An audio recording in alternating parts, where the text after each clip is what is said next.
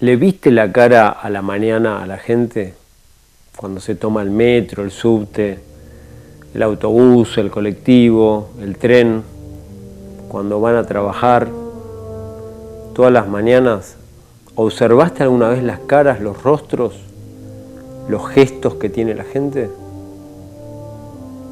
¿Te fijaste el humor en los trabajos los lunes a la mañana? ¿Hablaste con tus amigos los domingos a la noche? ¿Por qué hay tanto mal humor? ¿Por qué el gesto de la gente a la mañana cuando va a trabajar expresa un desagrado, una angustia? Pero no es una persona que está triste o angustiada o preocupada por un problema. Millones de personas en las grandes ciudades del mundo, de América Latina, de Europa, de todos los países del mundo, aparecen con mala cara, con un gesto que expresa angustia, desagrado, infelicidad. ¿Por qué será? ¿Por qué cuando hay grandes encuentros en eventos deportivos, las hinchadas, los fanáticos terminan agarrándose a las trompadas, rompiendo vidrieras, muchas veces enfrentándose con la policía? Y es un fenómeno que no solamente pasa en Argentina, en Brasil, en México, en los hooligans, en Europa Occidental, ¿no? Muchos recitales terminan en enfrentamientos feroces con la policía. Hay un enfrentamiento de bandas y tribus suburbanas y urbanas donde son capaces de matarse porque a uno le gusta una banda de rock y a otro le gusta otro tipo de música, o por la camiseta de un equipo de fútbol frente a la camiseta de otro, o de básquet. Enfrentamientos feroces, violencia, destrucción, gente poco feliz, mucha frustración. ¿Qué malestares está expresando como síntomas la cultura contemporánea? Una pregunta que ya se había hecho Sigmund Freud hace mucho tiempo. ¿Cuál es el malestar que encierra la cultura? La cultura contemporánea, la cultura del capitalismo, ¿no? Porque vivimos y sobrevivimos en un sistema capitalista. ¿Qué malestares, qué frustraciones encierra la cultura del sistema capitalista? La sociabilidad humana en el sistema capitalista. Se puede percibir si uno tiene una mirada crítica y no lo acepta como algo natural. ¿Por qué juega un papel tan importante en nuestra cultura y en nuestros vínculos la droga? ¿Por qué está tan generalizada? No son pequeños grupúsculos que pretenden experimentar en el campo artístico o búsqueda de sensaciones exóticas. No, fenómeno de masas, con distintas gradaciones, cada vez más descompuestas y degradadas, ¿no? Por lo menos en el sur de América, en nuestro país, en Argentina y en otros países de esta región predomina, incluso en el barrio donde estamos grabando este video, predomina a nivel callejero lo más bajo de la cocaína, que es la pasta base, en Argentina se conoce como el paco, que destruye el cerebro de la gente, sobre todo de la gente joven. ¿Por qué está tan difundida la droga? ¿Por qué el alcohol juega un papel fundamental, pero no como un espacio de recreación para relajarse y pasarla bien con amigos en una fiesta, un sábado a la noche o con la pareja? No, como fenómeno de masas, ¿no? Miles y miles completamente alcoholizados, drogados, ¿no? En enfrentamientos callejeros. Y esto no pasa solamente en Argentina o en Brasil o en México, ¿no? O en el conjunto de América Latina. Es un fenómeno mundial. Es un fenómeno mundial. Y el predominio de drogas cada vez más agresivas.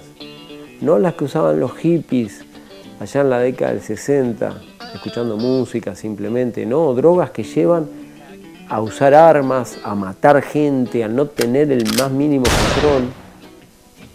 ¿Qué está pasando en la cultura contemporánea? O sea, ¿qué malestares se ocultan debajo de la superficie? ¿Qué frustraciones? ¿Cuál es el origen de esa infelicidad que tiene fenómenos de manifestación muy diferentes, desde la cara que tiene la gente cuando va a trabajar a la mañana, las tristezas y angustias los domingos a la noche, porque se sabe que al día siguiente empieza la jornada laboral, los suicidios masivos en sociedades que aparentemente tienen satisfechas sus necesidades materiales básicas, la alimentación, la vivienda, la comida, el poder comprar un montón de electrodomésticos, de objetos para el consumo.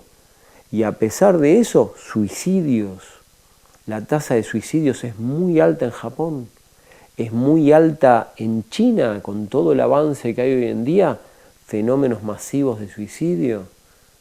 Incluso en los países nórdicos, ¿no? Suecia, Dinamarca, Noruega, que aparentemente tienen un estilo de vida distinto al norteamericano, una tasa muy alta de suicidios.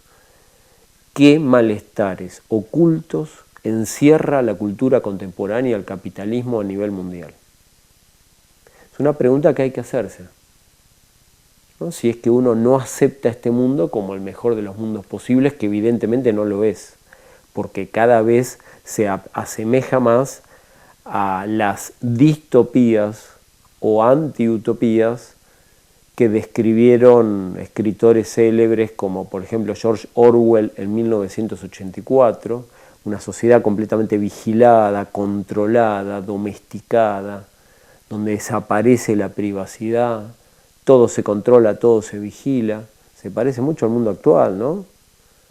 Un mundo feliz de Huxley, donde hay tanta angustia que se necesita permanentemente una droga para calmar esa angustia y esos dolores, el soma. ¿No? Fahrenheit, de Ray Bradbury, una sociedad donde los libros ya no juegan un papel, hay que perseguir la lectura. Se parecen demasiado a nuestra época actual. Esas novelas que en el pasado se habían imaginado un futuro sombrío, un futuro pesimista, donde el ser humano no se siente libre, no se siente feliz. Entonces, en el capitalismo contemporáneo, donde cada vez hay más vigilancia, más control de la gente, como ha denunciado el teórico norteamericano del MIT, Noam Chomsky, o el técnico que trabajaba para la CIA y la Agencia Nacional de Seguridad, Edward Snowden, tanto un teórico como un técnico, han denunciado públicamente y han mostrado que el control de la población es feroz, que ha desaparecido la privacidad, ¿sí? Que las libertades individuales son un mito. Entonces, en la sociedad contemporánea coexisten esta multiplicidad de manifestaciones de un malestar, ¿no? De una frustración civilizatoria, de una crisis civilizatoria, de un aplastamiento de las personas.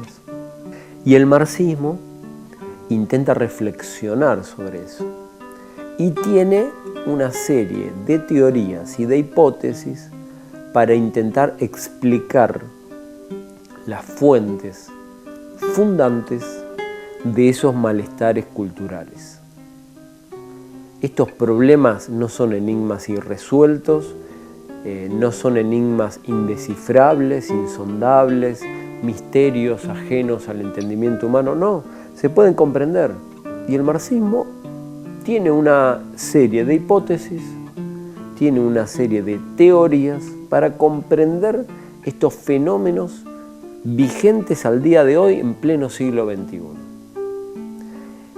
Entonces, en este encuentro lo que vamos a intentar es indagar acerca de una de las principales, no la única, pero una de las principales teorías que Marx elaboró para intentar explicarse estos fenómenos y muchos otros, ¿no? Como el aplastamiento del arte, el aplastamiento de los vínculos cualitativos entre las personas, el predominio salvaje de la cantidad, del cálculo egoísta, el reinado indiscutido del mercado y del dinero, para intentar explicarse todos esos malestares culturales y estas manifestaciones de un modo de vida donde lo que no existe, salvo en las películas de Hollywood, es la felicidad humana, donde lo que predomina es la frustración, ¿no? Las tristezas, las angustias, las rebeldías que no se saben dónde canalizar, por eso la bronca que explota en un estadio de fútbol o en un festival de rock, ¿no? Enojos muy fuertes que están presentes en las personas, pero que no se sabe bien contra qué enfocarlos, ni a favor de qué, ni contra quién, ni con un proyecto. Para intentar explicar todo eso, el marxismo tiene una teoría, una de las tantas. Se llama la teoría de la alienación o enajenación. Dos términos que son, según los traductores que más conocen la obra de Marx y que son especialistas y eruditos en el idioma alemán, en el cual escribía Marx y en la filología alemana, dos términos equivalentes: alienación y enajenación. Bien, ¿dónde desarrolló Carlos Marx su teoría de la alienación? Principalmente en una serie de manuscritos redactados a lo largo de 5 meses, cuando él tenía 26 años, era muy joven, entre marzo y agosto de 1844. ¿Dónde estaba Marx? En París. De vacaciones, no, exiliado, se había tenido que escapar porque lo perseguía la policía, lo perseguían las autoridades de su país, Alemania. ¿Por qué? Porque había sido un periodista crítico, un periodista que no se dejó sobornar, que cuestionó el poder y se tuvo que exiliar, como le ha pasado a tantos compañeros, ¿no? Se tuvo que exiliar, llega a París, se encuentra por fin con ese sujeto social colectivo del cual tanto había escuchado hablar, sobre el cual tanto había leído, que es el proletariado, la clase obrera, los trabajadores y las trabajadoras. Él en Alemania había tenido contacto a través de la literatura, de la bibliografía, sobre ese nuevo sujeto social que estaba desarrollándose de manera impetuosa a partir de la Revolución Industrial. Y ya Marx, antes de redactar estos cuadernos de París, también conocidos como manuscritos económicos filosóficos de 1844, ya Marx había llegado a la conclusión de que la filosofía necesitaba un sujeto para poder realizar sus antiguos sueños de emancipación humana, de liberación humana, de libertad del sujeto. La filosofía, a lo largo de miles de años, había elaborado un programa para emancipar al sujeto, un proyecto de emancipación y de liberación. Y había elaborado un método para comprender las contradicciones de la sociedad capitalista y el movimiento de la historia. ¿Sí? La filosofía que había elaborado y sintetizado miles de años de sabidurías, interrogaciones y preguntas acerca del sujeto, y que había tratado de elaborar un proyecto para emancipar al sujeto, se conocía como la filosofía clásica alemana. El método que esa filosofía había elaborado era el método dialéctico. Y Marx, poco tiempo antes de escribir los manuscritos, había redactado una introducción a la crítica de la filosofía del derecho de Hegel, que era el último libro que había publicado su maestro Hegel. En esa introducción a la crítica, que es como el primer manifiesto político de Marx, ¿sí? Anterior 5 años al manifiesto comunista, al famoso manifiesto comunista, ya en esa introducción, que es como el primer manifiesto de Marx, este gran pensador había llegado a la conclusión que para poder realizar ese programa filosófico de emancipación del sujeto y para poder aplicar a nivel social el método dialéctico, no alcanzaba elaborar un nuevo sistema de filosofía. Había que encontrar un sujeto colectivo que tuviera la capacidad de llevar a la práctica esas ideas y ese programa filosófico y ese proyecto de emancipación humana. ¿Cuál era ese sujeto colectivo? El proletariado, la clase obrera, la clase trabajadora. Y en París se encuentra, al poco tiempo de haber elaborado ese escrito de introducción a la crítica de la filosofía del derecho de Hegel, con el proletariado de carne y hueso. Conoce a los obreros y a las obreras de verdad, que en Alemania no había tenido un contacto directo, porque no había un gran desarrollo industrial, no había grandes urbes que agruparan millones de trabajadores. Es en París donde Marx se encuentra cara a cara con la clase obrera. Y es en París donde elabora los manuscritos de 1844. Los redacta entre marzo de 1844 y agosto de 1844. Son 4 manuscritos que no llega a publicarlos en vida, recién se publican en 1932, ¿sí? Casi medio siglo después de su muerte, después que había triunfado la revolución bolchevique. Lenin se había muerto en 1924, y David Goldenbach, un entrañable compañero erudito del marxismo, conocido popularmente con el seudónimo de Riazanov, fue el que recopiló, reunió, ayudado por Lukács, entre otros, miren qué ayudante que tuvo, qué lujo, ¿no? Y pudo publicar en el primer tomo de la edición crítica de las obras de Marx y Engels los manuscritos del 44, los manuscritos económicos filosóficos de 1844. Recién se conocieron en 1932 y generaron un revuelo bárbaro, que hacia el final de este encuentro lo vamos a comentar.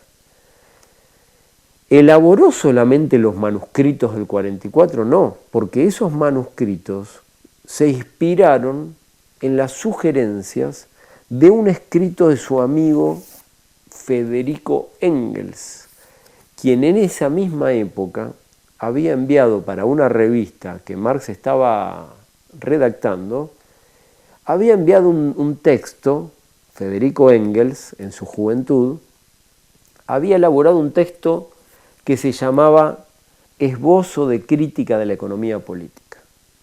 En ese texto, que Marx caracterizó como un esbozo brillante, Federico Engels había descubierto que la economía política era la principal disciplina social de aquella época, que legitimaba el orden capitalista, el modo de producción capitalista y el mercado capitalista. Por lo tanto, había que criticarla. Y Federico Engels empieza a analizar, tarea que ya venía haciendo Hegel, pero Engels se la perfecciona, empieza a analizar, a leer, a notar y a analizar críticamente a los teóricos de la economía política británica. Y escribe un pequeño esbozo de crítica. Todavía Federico Engels no comprendía a fondo y por lo tanto no la compartía la teoría del valor, ni siquiera en su dimensión cuantitativa, tal como la habían elaborado David Ricardo y Adam Smith en Gran Bretaña. Básicamente, la pregunta, ¿cuánto valen los objetos? ¿Cuánto valen las mercancías? La respuesta, de acuerdo al tiempo de trabajo que tienen incorporado. Esa pregunta, central en la teoría del valor de los clásicos burgueses de la economía política, el joven Engels no la había comprendido. Por lo tanto, no compartía la teoría del valor. Inspirado en su amigo Engels, Carlos Marx se pone a estudiar a los clásicos de la economía política británica, comete el mismo error, ¿no? Siguiendo las enseñanzas de su amigo, no comprende la teoría del valor en esa época. A la hora de definir el valor, pega una serie de giros, se resbala, dice que el valor tiene que ver con la relación entre los costos de producción y la competencia. O sea, no está determinado por el tiempo de trabajo, sino por algo intermedio entre la producción y el mercado, entre la producción y el intercambio. No va a ser la teoría del valor que después Marx desarrolla en el Capital críticamente, en una doble dimensión cuantitativa y cualitativa. No va a ser la famosa teoría del valor-trabajo, como se la llamó por allí en los manuales de economía, que Marx reexamina y hace suya críticamente en el Capital. Todavía en 1844 ni Engels ni Marx comprendían bien la teoría del valor. A pesar de eso, llegaron a conclusiones brillantes. Entonces Marx se pone a estudiar y elabora una serie de cuadernos, los cuadernos de París, así se conocen. En nuestro idioma los publicó por primera vez en castellano un entrañable, querido y admirado por nosotros profesor, Adolfo Sánchez Vázquez, de origen español, que vivió largos años en México, maestro de toda una generación de revolucionarios, incluyendo el subcomandante Marcos, sobre quien habla en su tesis de licenciatura, Marcos, sobre Sánchez Vázquez. Tuvimos el honor de conocerlo, un gran profesor, un gran pensador. Y él fue el primero que lo publica en nuestro idioma, los cuadernos de notas de París, sobre los cuales se basa Marx para escribir los manuscritos de 1844. En esos cuadernos de notas, que la mayoría son extractos, el mismo método que después va a usar Lenin cuando escribe los cuadernos filosóficos, subrayando y extractando fragmentos de la ciencia de la lógica de Hegel. El mismo método que va a utilizar el Che Guevara en Bolivia cuando extracta una serie de autores marxistas, los subraya y los extracta en una serie de cuadernos que hemos publicado hace poquito. Es el método clásico de los estudios marxistas, ¿no? Leer, estudiar, subrayar y extractar fragmentos y analizarlos críticamente. Entonces ya el joven Marx usaba ese método. No es solo de los marxistas, pero bueno, los clásicos del marxismo lo han usado. Mao Zedong hizo lo mismo, analizando críticamente el manual de Stalin de la Unión Soviética. León Trotsky hizo lo mismo, analizando los cuadernos sobre la dialéctica. Todos los clásicos del marxismo han hecho eso. En sus diferentes tendencias, todos han utilizado este método. Y el joven Marx, en sus cuadernos de París, utiliza este método. Analiza, subraya y extracta fragmentos y les agrega su opinión personal sobre los clásicos de la economía política. El principal en esos cuadernos son los extractos sobre Mill, James Mill. ¿Por qué? Porque allí Marx comienza a bosquejar su teoría de la enajenación. Hablando del dinero, dice, el dinero expresa la enajenación humana, categoría fundamental de los manuscritos del 44. Entonces, ¿dónde encontramos esta teoría de la alienación o enajenación? Que sirve no solo para estudiar la historia del marxismo y las principales obras de Marx en esta introducción al marxismo que estamos desarrollando, sino para comprender el malestar de la cultura capitalista contemporánea, para intentar indagar y profundizar en la raíz, los fundamentos de toda esta serie de problemas que vemos en el siglo XXI, ¿no? La pérdida del sentido, los suicidios masivos, la droga, la violencia generalizada, el malestar de la gente, las caras de infelicidad, las frustraciones. La teoría de la enajenación es muy útil para poder comprender y por lo tanto tratar de cambiar esta situación nefasta a la que nos condena el capitalismo. ¿Dónde está? En los manuscritos de 1844. Nosotros mostramos, invitándote a la lectura, los tomos donde, en este caso, Wenceslao Roses, otro compañero español muy bueno, traductor de toda la obra de Marx, agrupó los escritos juveniles. En el tomo anterior que mostramos los escritos juveniles de Engels, en este tomo, en este volumen, los escritos juveniles de Marx. En los manuscritos del 44, redactados entre marzo y agosto de 1844, Marx expone su teoría de la alienación. Bien, habla del dinero, sobre el cual hemos mencionado en otros encuentros. Ahí cita a Goethe y a Shakespeare como críticos del dinero, describe al dinero como una ramera universal, una puta común del género humano, porque es todo lo contrario del amor, de los vínculos cualitativos entre las personas. Todos esos pasajes que los hemos mencionado y analizado en otro encuentro sobre el papel del fetichismo, el dinero y el valor en el capital. Bien. ¿Qué más hay? ¿Qué otra riqueza encierran estos manuscritos formidables? El balance de Marx sobre Hegel, sobre la fenomenología del espíritu. Ahora vamos a ver cuál es ese balance. Pero vayamos al núcleo, al carozo central de la teoría de la alienación. ¿De qué nos habla? ¿Qué describe la teoría de la alienación de Marx en 1844? Describe una serie importante de procesos mediante los cuales el ser humano, los sujetos, las personas, los hombres y las mujeres, perdemos aquello que nos caracteriza como especie humana. Lo perdemos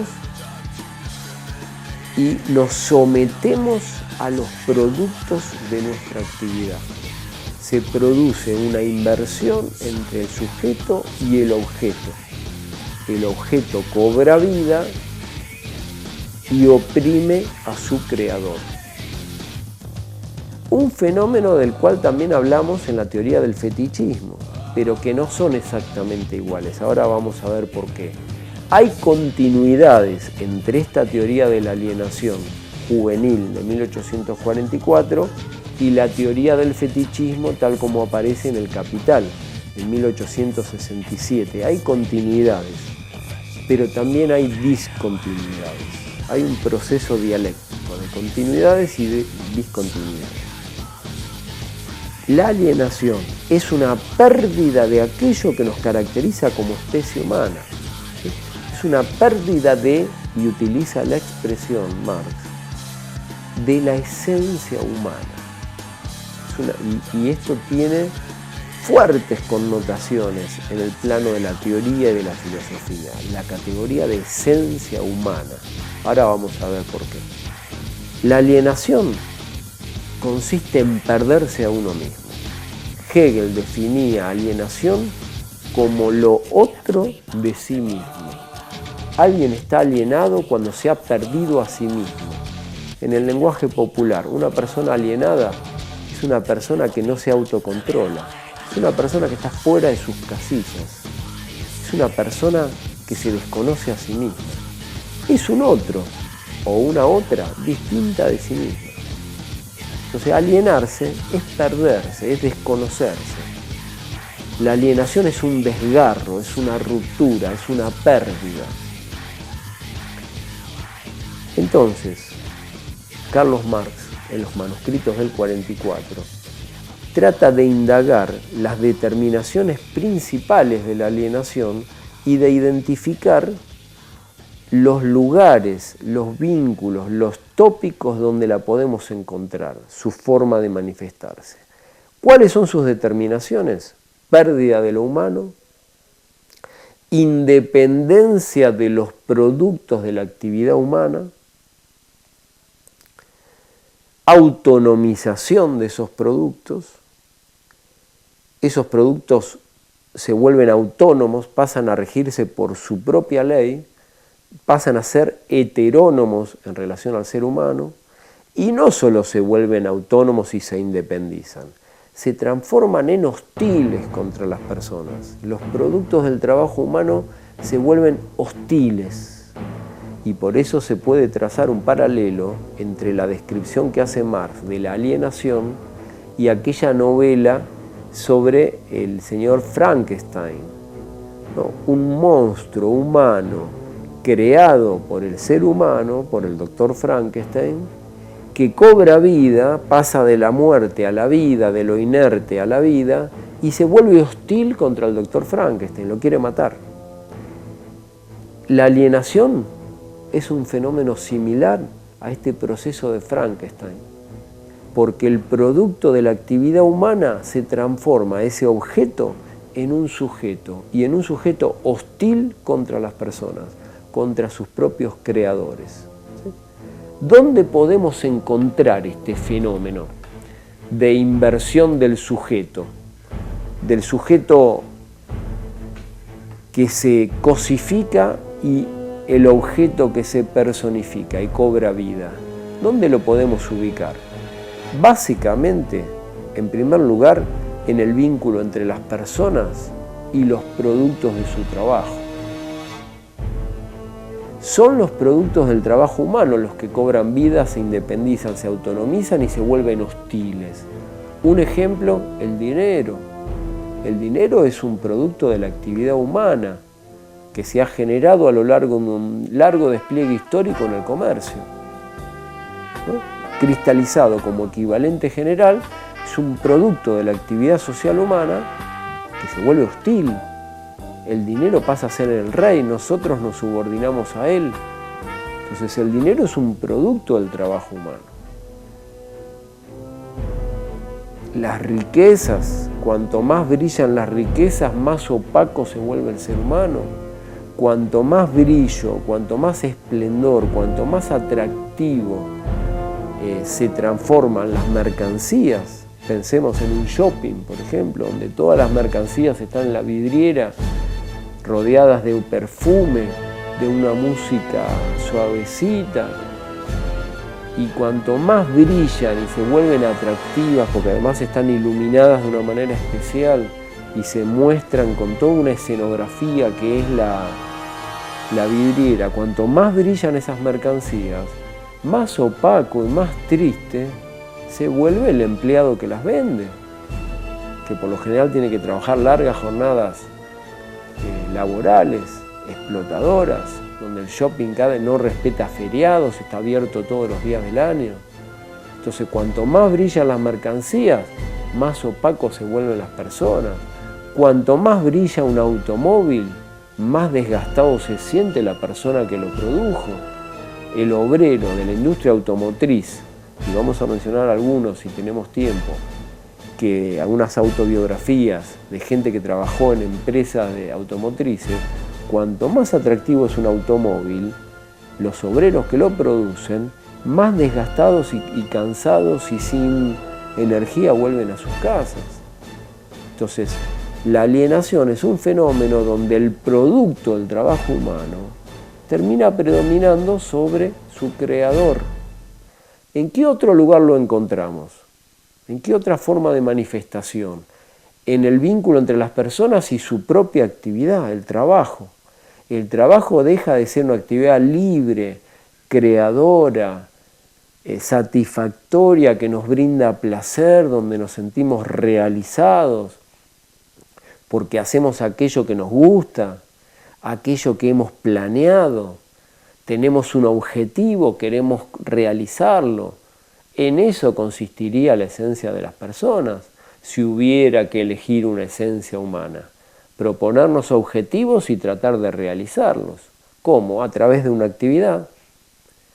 Bien, en la sociedad capitalista el trabajo, en lugar de ser una actividad que nos permite realizar nuestros objetivos de vida, sean los que sean, en lugar de ser una actividad lúdica, ¿no? Desarrollada como un juego, como sinónimo de placer, donde nos sentimos realizados y nos reconocemos en los productos de nuestra actividad, se transforma en todo lo contrario.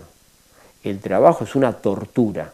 Hasta el origen de la palabra, tripalium, deriva de tortura. El trabajo es un trabajo coaccionado, disciplinado, bajo vigilancia del patrón de sus capataces, normado, reglado, serializado, cuantificado con el cronómetro de Taylor, de implementación de la organización laboral posterior a Marx, muchos otros perfeccionamientos de las formas de organizar de manera capitalista el trabajo, donde cada vez se vuelve más agotador, cada vez es más sinónimo de muerte en lugar de ser la expresión de la vida, donde el trabajo es una actividad donde los seres humanos expresamos vida y creamos un mundo a nuestra imagen y semejanza. No, el trabajo es una tortura, el trabajo es una cárcel. Por eso esas caras tristes los lunes a la mañana, por eso la depresión del domingo a la noche, porque hay que ir a trabajar. ¿Sí? Nadie es más feliz que en el momento que sale del trabajo. ¿Sí? Pero el momento de entrar a los empleos es el peor momento, el momento de la tristeza, la frustración, el sometimiento a una disciplina que uno no eligió, a un horario que uno no eligió, para que otros se enriquezcan. Entonces el trabajo humano en la sociedad mercantil capitalista se transforma en la pérdida de lo humano, en la pérdida de la actividad vital que nos caracteriza como especie. Entonces, para ir sintetizando, primera forma de manifestación de la alienación en el vínculo entre las personas y sus productos. Segunda forma de manifestación de la relación que encuentra Marx, el vínculo entre las personas y su actividad y el trabajo. Tercera forma de manifestación de la alienación, el vínculo entre ser humano y medio ambiente, entre ser humano, persona humana y naturaleza. Marx tiene un pensamiento ecológico. Para todos los que dicen, creen, porque no lo han estudiado, que Marx es algo perimido y viejo, por favor tómense el trabajo de leer este texto, donde Marx habla de la naturaleza como el cuerpo inorgánico del hombre. La naturaleza es el hábitat del ser humano, es la casa del ser humano, es lo más íntimo del ser humano. Es más, ni siquiera es la casa, que es algo externo, uno se puede ir de la casa. Es el cuerpo inorgánico del hombre. El hombre entendido como sujeto, ¿no? El hombre y la mujer, la persona humana. Es el cuerpo inorgánico. El cuerpo propio es el cuerpo orgánico. El cuerpo inorgánico, exterior, es la naturaleza.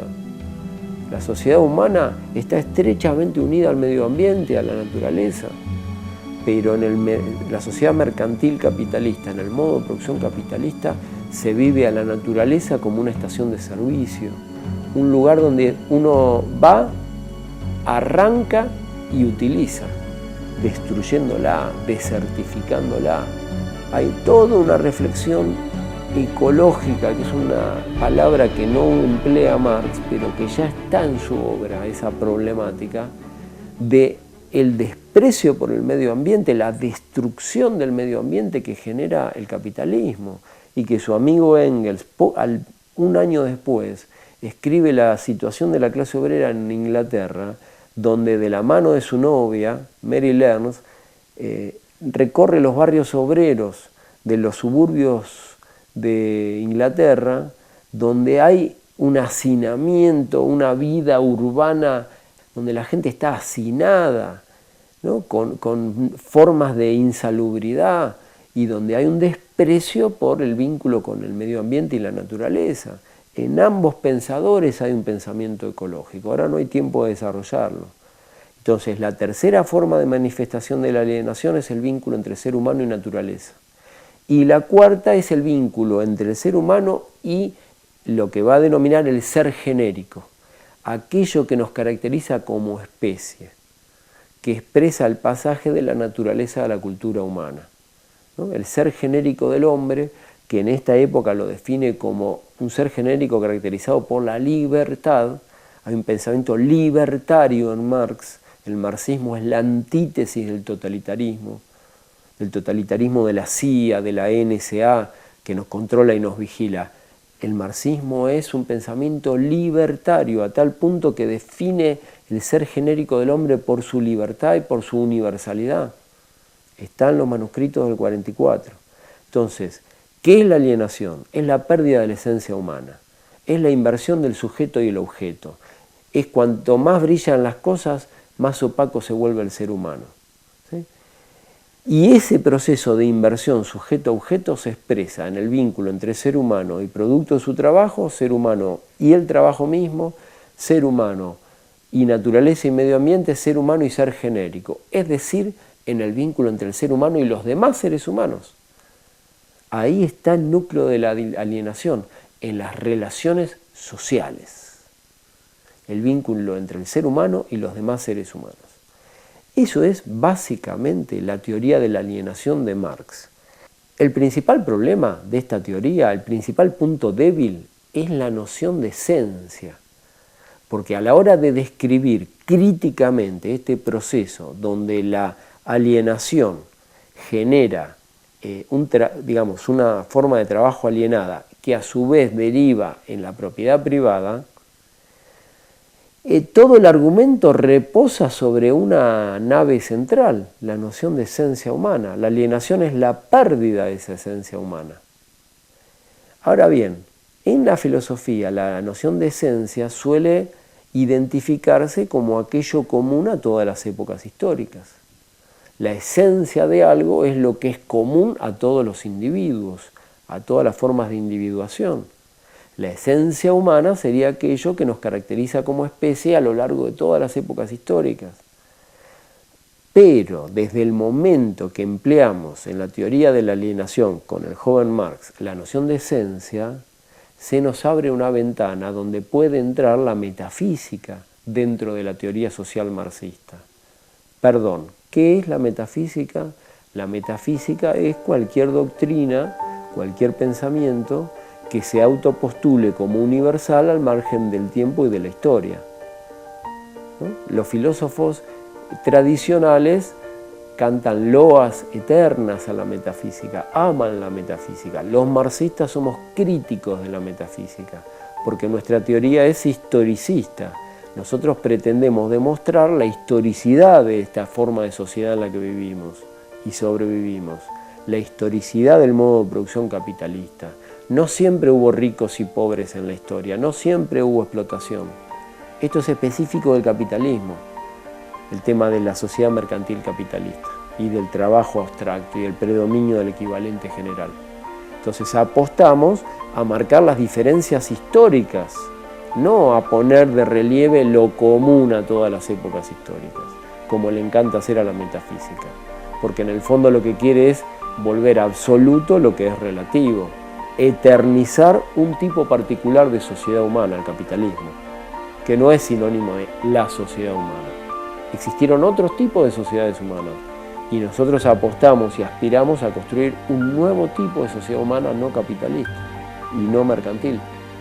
Entonces, si dentro de la teoría de la alienación una de las columnas centrales es la noción de esencia, que la alienación consistiría en su pérdida, hay un problemita, el peligro del esencialismo.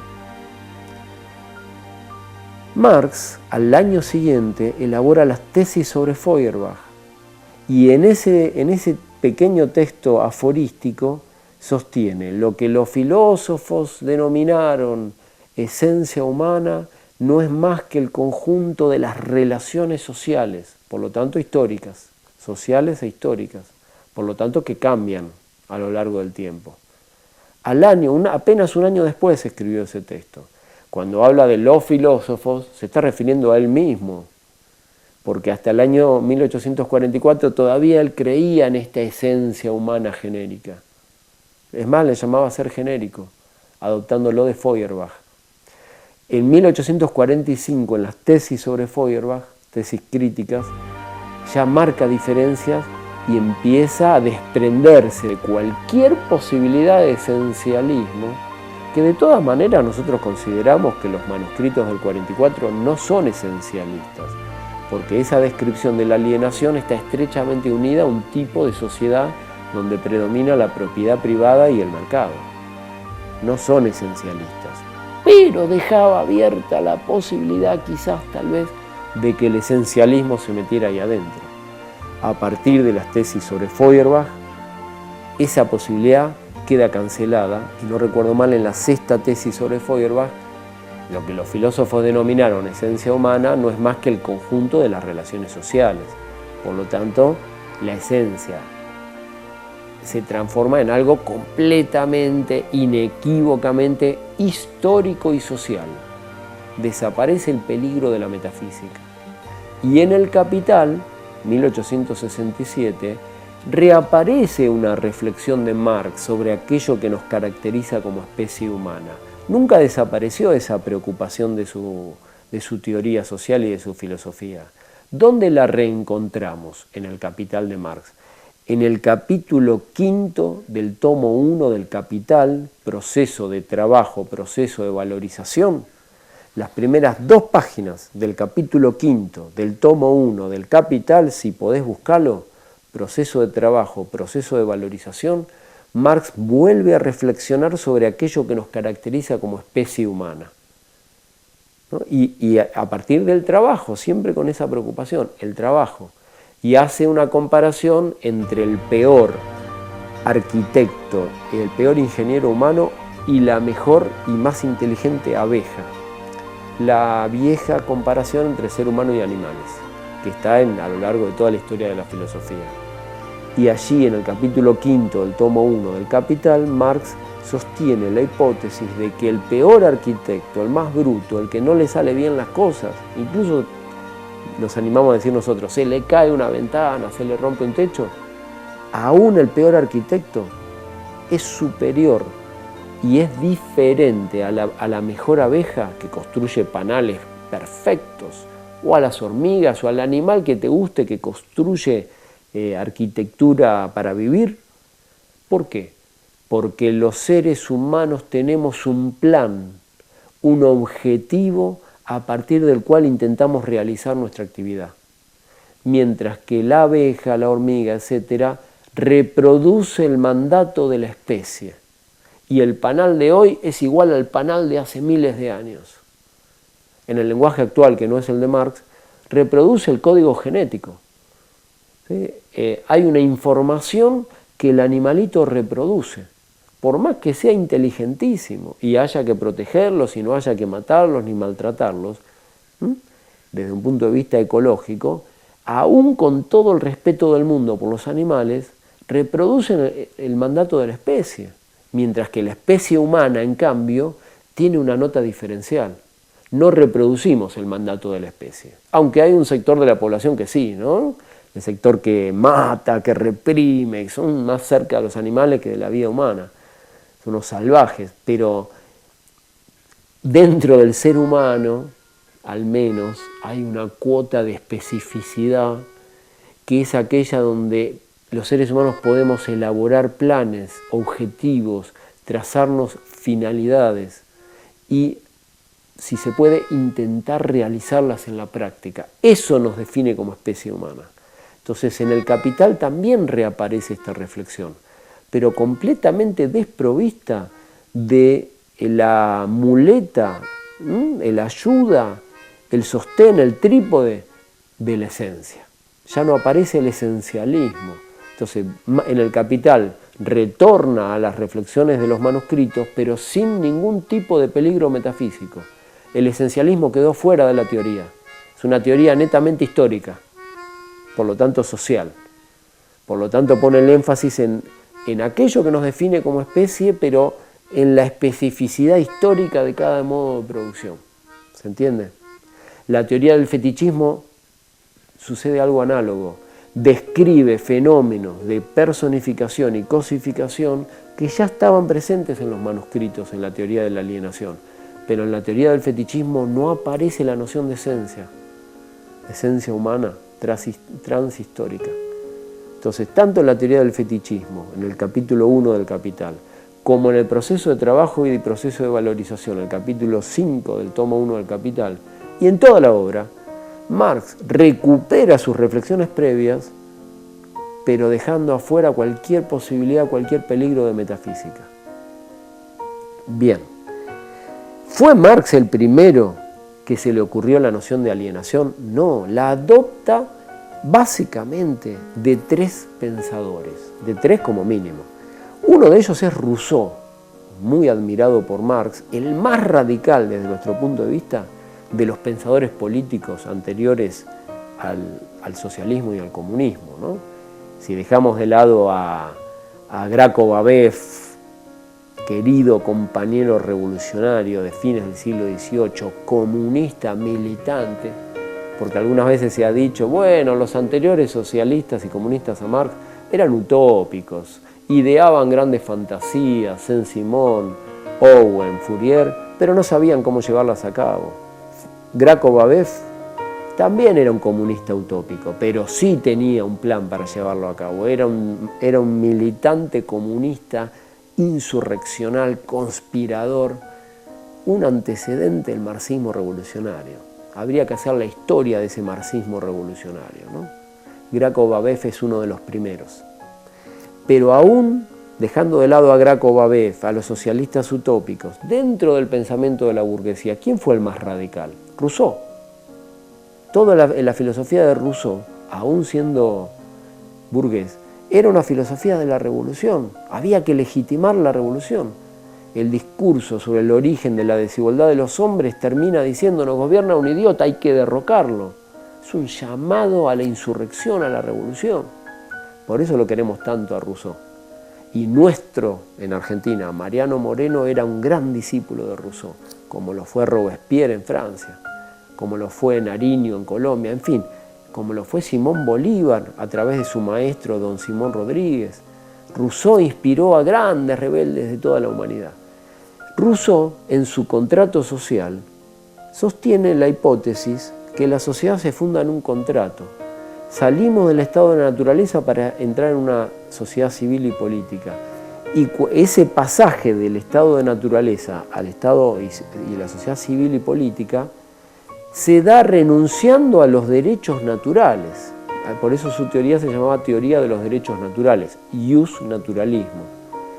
¿Y qué significa renunciar a los derechos naturales? Significa alienarlos, perderlos, para ganar una libertad política. Ya en Rousseau aparece esta noción de pérdida, de alienación. El otro pensador que la emplea es Hegel en la fenomenología del espíritu y en toda su obra, ¿no? La alienación para Hegel es lo otro de sí mismo. Alienarse implica desgarrar, romper la inmediatez del universal abstracto, introducir y dejar desplegar la diferencia, y a partir de ahí la alienación es un proceso de pérdida, pero que para Hegel siempre es positivo. ¿Por qué? O sea, es un proceso de negatividad, pero que tiene un papel muy bueno, muy útil, necesario. ¿Por qué? Porque después siempre hay una recuperación de la alienación. La alienación para Hegel siempre corresponde al segundo momento de la dialéctica. Para Hegel la dialéctica siempre tenía 3 momentos: el universal abstracto, la particularización y el universal concreto, ¿no? La totalidad indiferenciada, el desgarro, la diferencia, la negatividad, la salida de esa universalidad abstracta y la recuperación dentro de la superación. La alienación correspondería al segundo momento, a la pérdida, a la diferencia, a la negatividad. Pero tiene un papel siempre muy bueno, progresivo, porque es un momento necesario que se supera. Entonces Marx retoma la alienación no solo de Rousseau, también la toma de Hegel, pero diferenciándose en este caso. Bueno, de Rousseau obviamente se diferencia, lo vamos a ver en otros encuentros cuando hablemos de la libertad para Marx, la diferencia enorme que hay entre su concepción de la libertad y la concepción del pensamiento de los teóricos del derecho natural. No lo vamos a desarrollar ahora. Hay una diferencia con Rousseau importantísima. Después la vamos a ver. Con Hegel hay otra diferencia importantísima. Hegel vio la alienación, la enajenación, como un proceso necesario del trabajo humano, donde el trabajo humano es la mediación entre ser humano y naturaleza, y a través de la alienación el ser humano transfiere su negatividad a la naturaleza, pero siempre hay un reconocimiento en los productos del trabajo humano. La alienación siempre se supera. Entonces Hegel no se alarma, porque la alienación tiene pasaje de ida y vuelta, es una pérdida que siempre regresa. Marx le va a decir a su maestro, al final de los manuscritos de 1844, va a hacer un análisis de la fenomenología del espíritu de Hegel, un balance, y va a decir, no, acá hay un proceso que Hegel no ha visto. En la sociedad mercantil capitalista, la alienación no tiene pasaje de ida y vuelta, es solo un pasaje de ida. Es una pérdida que no regresa nunca, es una pérdida que no se recupera, es un desgarro que nunca cicatriza, es una herida que no se sana nunca, no se sutura. Entonces es un desgarro, es una herida, es una pérdida, y en la sociedad mercantil capitalista no hay posibilidad de superarla. Solamente superando la sociedad capitalista, es decir, derrocando el capitalismo, haciendo una revolución socialista y construyendo un mundo a imagen y semejanza del ser humano, una convivencia racional de productores libremente asociados, solamente a través de la revolución socialista vamos a poder intentar comenzar a superar la alienación. Conclusión política revolucionaria de Marx. Es más, en los manuscritos del 44 dice, elevar el salario para que el obrero se sienta mejor es solamente una mejor remuneración de los esclavos. Es muy radical Marx en los manuscritos del 44. Para nada es un tímido reformista como se lo quiso plantear en algún momento. Entonces, la conclusión política en la crítica de Hegel es que la alienación en el capitalismo no se supera salvo que hagamos una revolución y que transformemos las relaciones sociales. Entonces, toma el concepto de enajenación de Rousseau, lo adopta de Hegel y lo adopta también de Feuerbach, quien había escrito La esencia del cristianismo, un libro sobre la religión. Feuerbach es un pensador alemán, posterior a Hegel, anterior a Marx. La esencia del cristianismo, crítica filosófica de la religión. Y Feuerbach tuvo la hipótesis de que no fue Dios el que creó al hombre, sino es el ser humano el que creó a Dios. Hay una inversión entre el sujeto y el objeto. El verdadero sujeto es el ser humano. Y Dios no es más que la objetivación, la alienación de la esencia humana. Entonces, en este libro tan importante para Marx, no porque Marx se ocupara de la crítica religiosa, porque no era lo que más le interesaba, ya la superó rápidamente, dijo, comer curas no es nuestra tarea, nosotros vamos por el capitalismo, vamos por los fundamentos de la sociedad capitalista, no nos quedamos en una crítica liberal de la iglesia o de la religión, que se puede sentir muy radical el que la hace, pero en el fondo gira dentro de lo mismo. Nosotros somos más radicales en serio. Por lo tanto, no era lo que más le interesaba la crítica de la religión a Marx. Sin embargo, adopta de Feuerbach esta inversión sujeto-objeto. ¿Sí? Esto de que no es Dios el que crea al ser humano, es el ser humano el que crea a Dios. Ya uno de los pensadores griegos presocráticos había planteado, 6 siglos antes de Cristo, que si le preguntáramos a un pez, a un pescadito, cómo se imagina a Dios, se lo iba a imaginar con cara de pescado. Porque en general los dioses son creaciones humanas. Y cada cultura se imagina a Dios con características de su cultura. Eso es muy común a lo largo de toda la historia de la humanidad. Entonces Marx lee este libro, adopta la noción de enajenación, adopta esta descripción de la inversión sujeto-objeto, pero lo critica a Feuerbach por concebir una esencia humana demasiado genérica, ajena a las relaciones sociales. ¿No? Entonces hay una diferencia con Feuerbach, por eso escribe sus tesis sobre Feuerbach. Entonces, ¿de dónde adopta la enajenación? De Rousseau, de Hegel y de Feuerbach, pero le da una vuelta de tuerca al interior de su teoría. Por último, las repercusiones de esta teoría, muy largas, las vamos a sintetizar en un minuto. Se publica en 1932 este libro.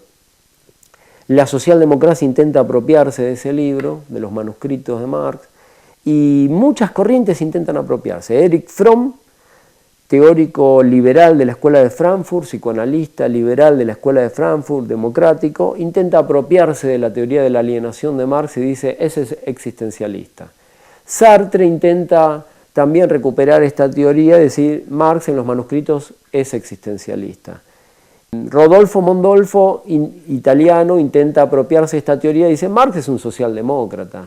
Marx nos habla del humanismo y quiere reformar la sociedad. Muy inteligente Rodolfo Mondolfo. Herbert Marcuse la recupera y la sintetiza con Freud en el psicoanálisis.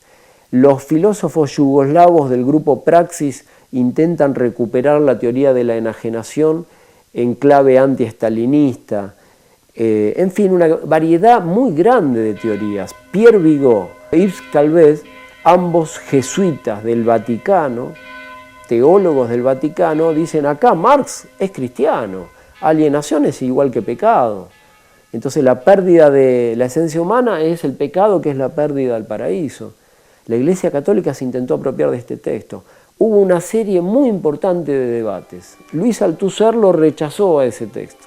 Y terminamos este encuentro con el Che Guevara, que les recomiendo que lean si tienen tiempo, una carta muy larga al compañero Quijano, Carlos Quijano de Uruguay, carta de 1965, que se conoce como El socialismo y el hombre en Cuba, donde el Che Guevara recupera los manuscritos del 44, recupera la teoría de la alienación desde el tercer mundo, desde el marxismo revolucionario. Y dice, luchamos contra el capitalismo, contra la miseria, pero al mismo tiempo luchamos contra la enajenación.